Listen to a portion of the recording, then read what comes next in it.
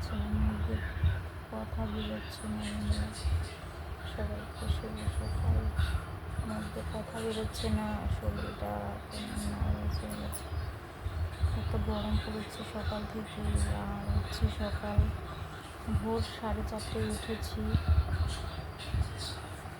সমস্ত কাজ বাজ হয়ে গেছে। তারপর দেখো একটু মামামকে ঘুম পাতিয়ে দিলাম, সোনামাকে ঘুম পাতিয়ে দিয়েছি। প্রচুর গরম সকাল থেকেই।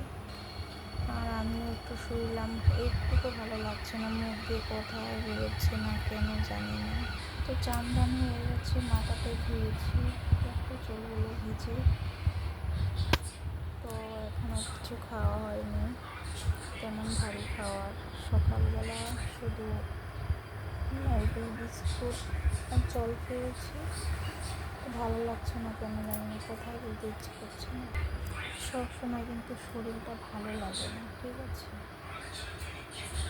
তো আর কথা বলতে পারছি না বন্ধুরা। এদিক দিয়ে মাথাটা যেন কেমন লাগছে।